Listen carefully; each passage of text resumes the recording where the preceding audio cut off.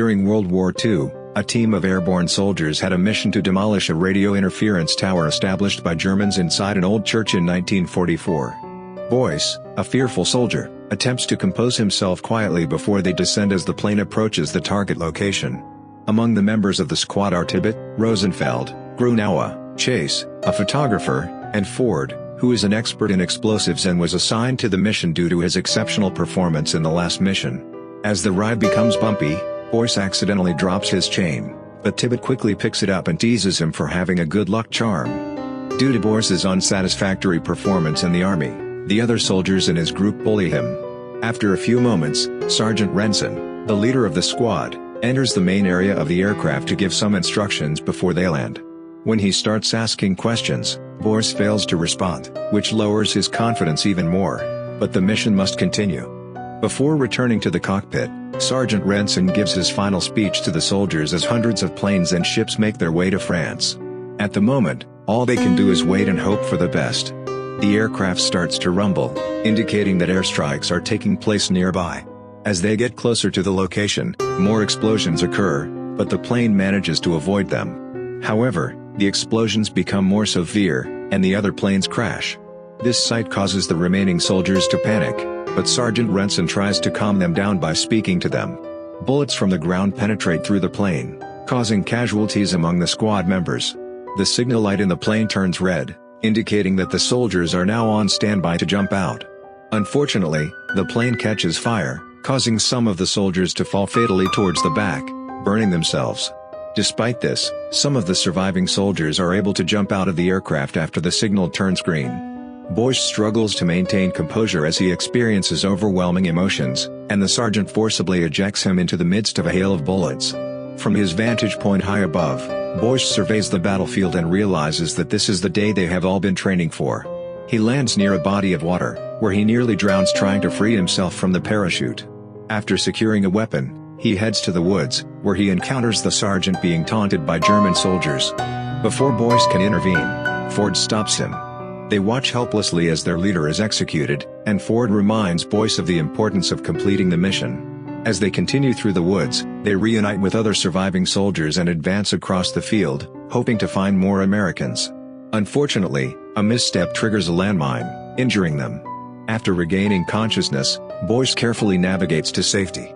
The group takes a break and comes across a mysterious animal carcass, which Chase identifies as a jackal, but Tibbet dismisses it as myth. As they hear a noise in the distance, Boyce alerts the group, and they encounter a girl named Chloe. The Americans chase after the girl in terror, and eventually catch up to her, holding her at gunpoint. They force her to guide them to an old church, where Boyce reassures her that she won't be harmed. Together, they make their way to the village where the church is located. Before entering, Ford orders Boyce to watch Chloe while the rest of the group investigates. This disturbs Chloe's neighbor, Mrs. Lessner, who alerts the German guards since Chloe was out past curfew. As the guards arrive, Boyce hides and watches as Chloe manages to talk her way out of trouble. She then leads the group to her house, where they are given a quick tour in case they need to hide. Tibbet hears a noise upstairs and asks Chloe about it, but she dismisses it as her sick aunt. Chloe also has a younger brother named Paul, whose parents were killed by the Germans. The group takes refuge in the tiny attic, where they plan their mission. They are interrupted by a woman's scream outside, as the Germans execute a village resident. Chloe warns the group that they cannot stay for long due to frequent inspections, but Ford insists that they only need 4 hours. The group argues about delaying the mission, but Boyce urges them to move forward, reminding them of the importance of taking down the tower. However, Tibbet continues to bully the poor soldier, telling him he's not fit for battle. When Paul interrupts Tibbet and playfully suggests they play baseball, Tibbet becomes angry. Chloe tries to explain that Paul thinks all Americans play baseball, but Tibbet walks away.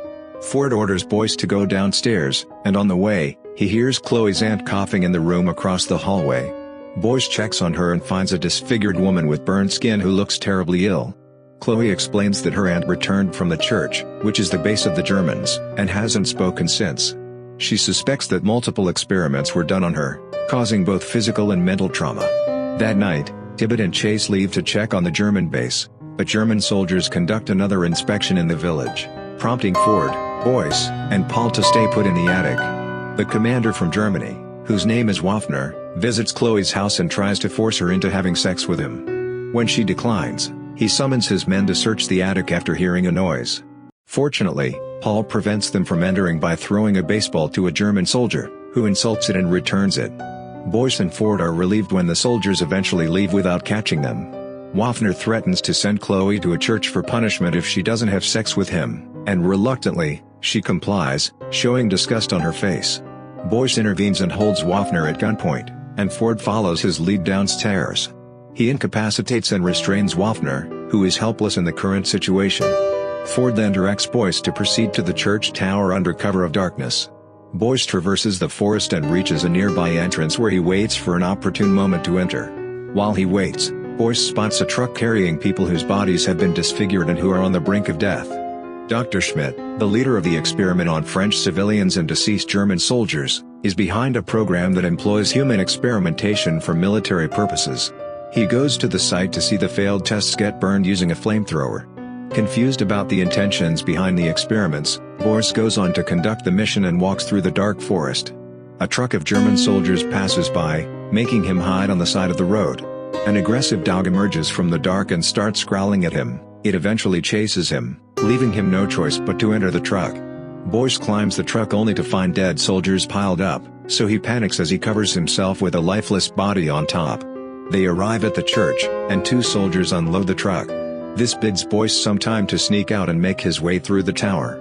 Surrounded by the enemies, every step he takes is crucial, as one mistake could cost him his life. He arrives at an underground section of the church, which looks like a prison. He hears muffled noises of people bound in small cells and hides as two inspectors arrive. Curious about the eerie sound coming from the cell, he peeks at it and sees a human and creature hybrid. Meanwhile, Tibbet and Chase safely make it back to Chloe's home. Boyce goes further into the experiment labs to get more answers about the questionable creatures. A body bag moves right above him, so he opens it and sees a person drenched in serum, who is barely alive. He then sees syringes laid on a table and gets one to bring a sample to Ford. He suspects that the red liquid serum is responsible for the disfiguration of the bodies that he saw. Not far from where he stands, he hears a voice asking for help. Willing to find out, Boyce opens a curtain and sees a bodiless head asking for help. Horror fills his face because it seems too difficult to believe. He leaves and discovers that Rosenfeld is bound to a bed, which he tries to free but gets interrupted once German doctors arrive. He sees a dead soldier being injected with the serum, but it is ineffective, so they dispose of his body. Boyce pulls a massive needle out of Rosenfeld to save and free him. Both of them utilize a tomb to find their way out of the church, which they are successful at. They arrive at the house, where Boyce finally breaks down after holding his emotions inside the church. Ford struggles to understand the words he is saying and realizes that Boyce has shifted his attention from the mission to the experiments. He shows Ford the serum, and they ask Waffner about it, but he does not disclose any helpful information, even as Ford tortures him. Waffner is in a helpless situation, but he remains loyal to his roots, making Ford more aggressive. Boyce tries to stop him, but he gets hurt in the process, making him walk out of the room. As the squad prepares to attack the church, Chase checks on Waffner, who attempts to escape and fatally shoots him after acting unconscious. Still, with the sack over his head, he blindly shoots around, but he is stopped after the group comes up. Before losing his final breath, Chase asks for his camera, and all of them dramatically witness his death. Boyce gets into the idea of injecting the serum into Chase, thinking that it would save him. In a matter of minutes, Chase gets up and is in prime condition. He even pokes his bullet wounds and is numb from the pain. Additionally, he gets stronger after the injection, which confuses everyone in the room. After some time, Chase mutates, his body slowly disfigures, and he turns violent. His eyes turn red as if he is about to transfer into something before Ford shoots him several times. Waffner then reveals that the serum can turn dead soldiers into mutated ones, turning them zombie-like. As they discuss this, Chase gets up. Before he could attack anyone, Boyce knocks him to the ground and pounds his head to death. The commotion makes the perfect time for Waffner to escape unnoticed. He comes down from the attic and grabs Paul upon his exit. A group of German soldiers comes to his rescue and takes Paul hostage. Chloe helplessly chases the army vehicle but is unable to, so she runs to Boyce for some help.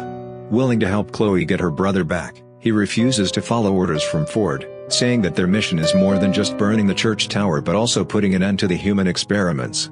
Ford hesitantly agrees to the plan after being assured by Boyce that he can lead the group inside the church. In the church, Waffner arrives with the little boy and rushes to the lab as their first stop. Thinking that it would heal his wounds in an instant, Waffner injects the serum into him, despite the doctor stopping him. According to Dr. Schmidt, the serum has never been injected into the living, uncertain of the effects it would have on Waffner. Waffner takes 2 doses of the serum and lets out a hideous screech as his bones crack for no reason. He reveals to the people in the room that he has regained his strength, even though half of his face is blown off because of the shootout earlier. A sinister look comes from him without any sign of pain. Meanwhile, they plan their entrance to the church in a secluded part of the woods. They assign tasks to everyone who will split up during their mission. To initiate it, Chloe shows herself to the German soldiers, who chase her across town. They attempt to shoot her, but she successfully runs through the forest, pursued by one soldier to a nearby bridge. The soldier, thinking that he has cornered Chloe, gets off his bike to physically attack and force himself on her. However, upon being beaten down to the ground, Chloe lets out a laugh, then Ford knocks the soldier down. Next, they use the soldier that they strapped with explosives to make their way into the church. After the explosion injures several other soldiers, Rosenfeld and Tibbett launch a frontal assault as a distraction, while Ford, Boyce, and Chloe enter the base using the sewers.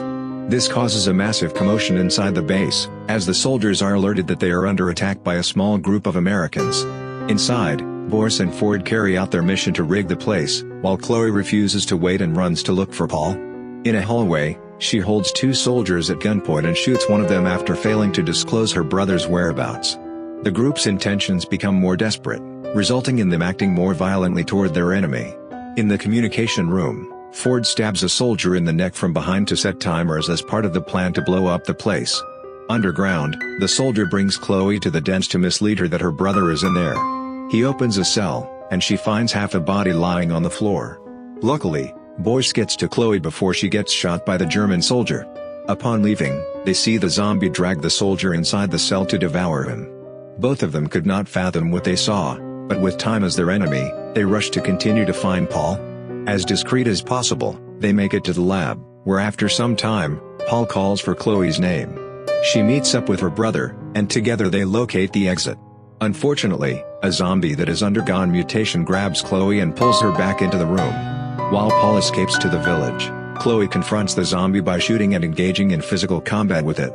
Despite being injured by the zombie, Chloe manages to strike it with a weapon, but the wounds don't seem to hinder its movements.